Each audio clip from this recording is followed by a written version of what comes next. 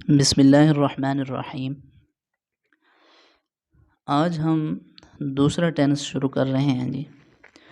दूसरे टेंस का नाम है प्रेजेंट कॉन्टीन्यूअस टेंस, यानी फ़ेल हाल जारी। प्रेजेंट का माना हाल, कॉन्टीन्यूअस जारी, टेंस फ़ेल हाल जारी। तारीफ़ इसकी ये है कि किसी काम का करना या होना मौजूदा ज़माने में जारी पाया जाए। मसलन वो किताब पढ़ रहा है, वो स्कूल जा रहे हैं, हम आपका इंतज़ार कर रहे हैं। तो देखें, पढ़ना, जाना और इंतज़ार करना ये सारे फ़ेल हैं, काम हैं, और ये सारे मौजूदा ज़माने में जारी पाए जा रहे हैं, इसलिए ये प्रेजेंट कॉन्टीन्यूअस टेंस है, यानी फ़ेल हाल जारी है। अच्छा जी, उर्दू जुमले को देखकर कैसे पहचान होगी कि ये दूसरा टेंस है, यानी प्रेजेंट कॉन्टीन्यूअस टेंस है? तो इसकी पहचान का तरीका यह है कि उर्दू का जो फ़िक्रा होगा उसके आखिर में रहा है, रही हैं, रहे हैं, रहा हूँ, रही हूँ वगैरह वगैरह, इस तरह का कोई लफ्ज़ आएगा जिसको देखकर ये समझ आ जाएगा कि ये प्रेजेंट कॉन्टीन्यूअस टेंस का जुमला है, और फिर इसके जो बनाने का तरीका है वही हम अप्लाई करेंगे। अंग्रेज़ी में तर्जमा करने का तरीका, यानी उर्दू जुमले की अंग्रेज़ी जो हम बनाएंगे तो कैसे बनाएंगे? सबसे पहले सब्जेक्ट लगाएंगे, उसके बाद हेल्पिंग वर्ब यानी इज़ और एम में से कोई लगेगा, और उसके बाद वर्ब की पहली फॉर्म आईएनजी के साथ, इसको इंग फॉर्म भी बोलते हैं, इंग फॉर्म लगेगी, और फिर ऑब्जेक्ट लगेगा। तो सबसे पहले सब्जेक्ट, फिर हेल्पिंग वर्ब, फिर इंग फॉर्म और फिर ऑब्जेक्ट, ये चार चीज़ें लगाएंगे तो हमारा सादा जुमला मुकम्मल हो जाएगा। अब हेल्पिंग वर्ब हमने तज़किरा किया कि दूसरे नंबर पर हेल्पिंग वर्ब लगाएंगे, यानी इज़ आर एम में से कोई लगेगा। तो कौन किसके साथ लगेगा?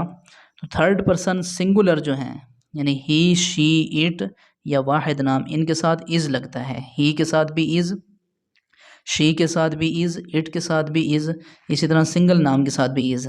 वी, यू, दे या जमा नाम जो होता है उनके साथ आर लगता है, और आई के साथ हमेशा एम का इस्तेमाल होता है। पहला जुमला है मैं किताब पढ़ रहा हूँ, I am reading a book.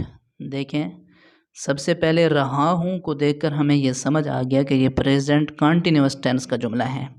तो उसके बनाने के लिए सबसे पहले हमने सब्जेक्ट लगाना है, फिर हेल्पिंग वर्ब लगाना है, फिर इंग फॉर्म लगानी है, और फिर ऑब्जेक्ट लगाना है। तो देखें, सबसे पहले हमने आई लगाया यानी सब्जेक्ट, उसके बाद हेल्पिंग वर्ब आई के साथ चूँकि एम लगता है इसलिए एम लगाया। तीसरे नंबर पर इंग फॉर्म लगाई, रीडिंग, रीड वर्ब है, इसका माना पढ़ना होता है, तो इसके साथ आई एन जी इंग फॉर्म बना दी, रीडिंग। और आखिर में ऑब्जेक्ट लगता है जो कि आ बुक है। तो इस तरह सबसे पहले I subject, am helping verb हो गया, रीडिंग इंग फॉर्म हो गई, और आ बुक ऑब्जेक्ट हो गया। ये चार चीज़ें लगाने से जुमला मुकम्मल हो गया। मैं किताब पढ़ रहा हूँ, I am reading a book. हम क्रिकेट खेल रहे हैं, वी आर प्लेइंग क्रिकेट। तुम झूठ बोल रहे हो, you are telling a lie. वो स्कूल जा रहे हैं, they are going to school. Ali और अकरम इकट्ठे खेल रहे हैं, Ali and Akram are playing together. Present continuous tense के पॉजिटिव सेंटेंसेस का तरीका हमने पढ़ लिया है। उसके बाद होते हैं नेगेटिव सेंटेंसेस, यानी नफ़ी के जो फ़िक्रात होंगे प्रेजेंट कॉन्टीन्यूअस टेंस के, उनका क्या तरीका है? तो उनका तरीका ये है जी कि सबसे पहले आपने सब्जेक्ट लगाना है, उसके बाद helping verb is are am में से कोई लगेगा, उसके बाद नॉट लगेगा, फिर इंग फॉर्म लगेगी, और आखिर में ऑब्जेक्ट लगेगा। तो आसान तरीका इसके समझने का ये है कि पॉजिटिव सेंटेंसेस जो हैं उनमें हमने चार चीज़ें लगाई। सबसे पहले सब्जेक्ट, फिर सब्जेक्ट के बाद हेल्पिंग वर्ब लगाया, फिर इंग फॉर्म लगाई, और फिर ऑब्जेक्ट लगाया। तो इसमें एक चीज़ का इजाफा करना है, और वो है नॉट।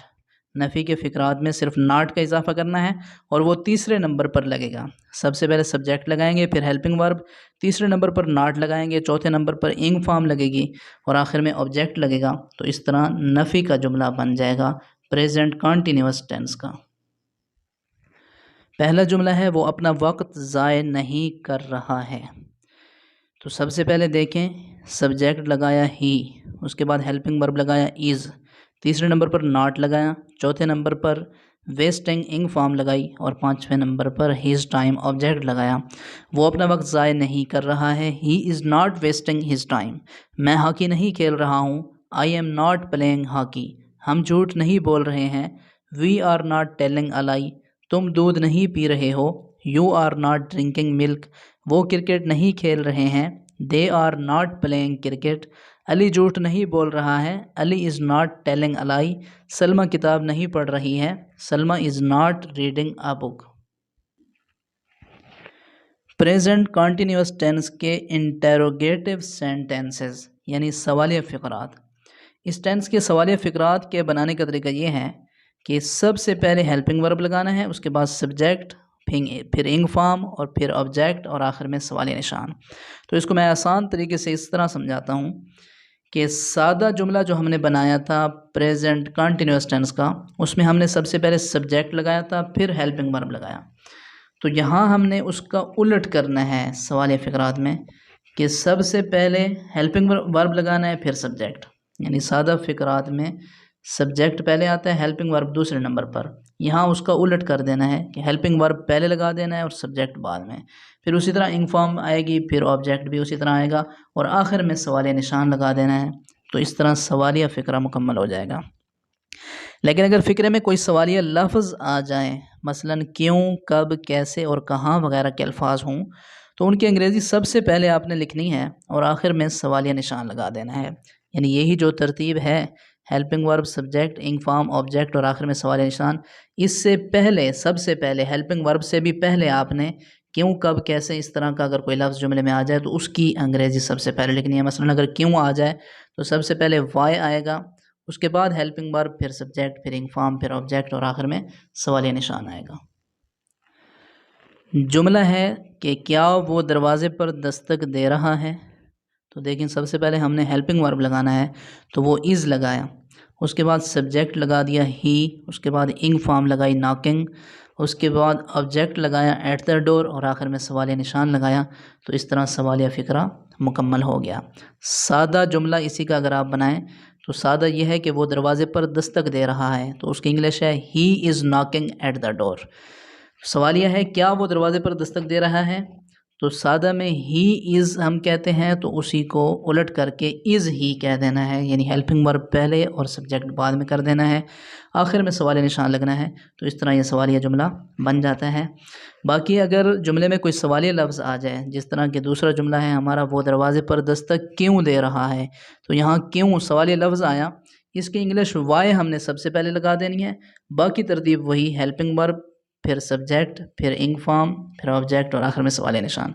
तो पहला जुमला जो है is he knocking at the door, जब इसी के अंदर क्यों का लफ्ज़ आया तो वाई पहले लगा के दूसरे जुमले में बाकी वही is he knocking at the door है। तो दूसरा जुमला वो दरवाज़े पर दस्तक क्यों दे रहा है, इसकी इंग्लिश बन गई why is he knocking at the door. तीसरा जुमला है क्या वो गरीबों की मदद कर रहा है, तो इसकी English is he helping the poor. तो आपको इस टेंस का ख़ुलासा बता दें कि प्रेजेंट कंटिन्यूअस टेंस फ़ेल हाल जारी, तारीफ़ इसकी यह है कि किसी काम का करना या होना मौजूदा ज़माने में जारी पाया जाए। पहचान इसकी उर्दू जुमले को देखकर इस तरह होती है कि उर्दू फ़िक्रे के आखिर में रहा है, रही है, रहे हैं वगैरह आता है। प्रेजेंट कंटिन्यूअस टेंस का सादा जुमला बनाने का तरीका यह है कि सबसे पहले सब्जेक्ट लगाना है, फिर हेल्पिंग वर्ब, फिर इंग फॉर्म और फिर ऑब्जेक्ट। नेगेटिव सेंटेंस बनाने का तरीका यह है कि सब्जेक्ट और उसके बाद हेल्पिंग वर्ब, फिर नॉट, फिर इंग फॉर्म, फिर ऑब्जेक्ट। और इंटेरोगेटिव सेंटेंसेस बनाने का तरीका यह है कि सबसे पहले हेल्पिंग वर्ब लगाना है, फिर सब्जेक्ट लगाना है, फिर इंग फॉर्म लगेगी, फिर ऑब्जेक्ट लगेगा और आखिर में सवालिया निशान लगेगा। तो आपसे ये गुजारिश है कि अगर आप टेंस को अच्छी तरह समझना चाहते हैं तो आप अपने पास अपनी कॉपी में जो कुछ आपको इस टेंस में पढ़ाया गया है सारे को नोट करें, और ख़ुसूसन ये जो जुमले अब आपको सामने नज़र आ रहे हैं ये सादा जुमले हैं, मैं किताब पढ़ रहा हूँ, इनको पॉजिटिव सेंटेंसेस कहते हैं। इन्हीं जुमलों को आप सादा भी बनाएं और इन्हीं को फिर नेगेटिव में ले जाएं और इन्हीं जुमलों को फिर इंटेरोगेटिव भी बनाएं, यानी सवालिया जुमले भी बनाएं। तो इस तरह ये टेंस आपको बड़ी अच्छी तरह याद हो सकता है। तो मैं आपको इन्हीं के नेगेटिव और इंटरोगेटिव भी बना कर देता हूँ। सबसे पहले जुमला है मैं किताब पढ़ रहा हूँ, I am reading a book.